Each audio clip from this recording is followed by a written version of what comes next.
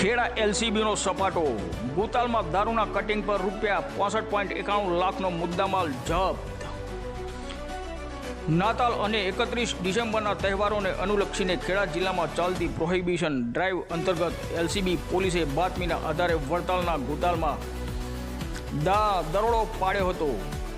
Modus ઓપરેન્ડીમાં પોલીસને બાતમી મળી હતી કે ભૂતાલના દશામાના મંદિર પાસે નડીમાં બહારના રાજ્યમાંથી મંગાવેલ મોટા કન્ટેનરમાંથી નાની ગાડીઓમાં વિદેશી દારૂનું કટિંગ ચાલી રહ્યું છે, ત્યારે પોલીસે મધ્યરાત્રિએ વોચ ગોઠવી આ રેકેટ ઝડપી પાડ્યું હતું।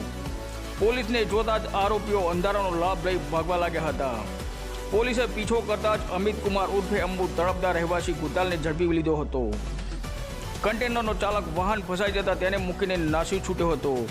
કુલ 10 આરોપીઓ વોન્ટેડ છે, જેમાં કબજે લીધેલ મુદ્દામાલમાં કિંમત ₹65.91 લાખ 920 વિદેશી દારૂ બિયર 9156 નંગ કિંમત ₹22,19,040 ઇનોવા પકડાયેલ વાહનોમાં ઇનોવા બોલેરો અને બાઇક સહિત 4 વાહનો કિંમત ₹22,80,000 અને અન્ય પ્લાસ્ટિકના દાણા અને મોબાઈલ ફોન, જેમાં મુખ્ય આરોપીઓ વોન્ટેડ છે વાસુદેવ તળપદા, કિશન તળપદા, રવિ તળપદા, ભૂપેન્દ્ર પરમાર, ઉર્વેશ તળપદા અને વાહન ચાલકો સહિત 10 ઇસમો વિરુદ્ધ વડતાલ પોલીસ સ્ટેશનમાં ગુનો નોંધાયો છે।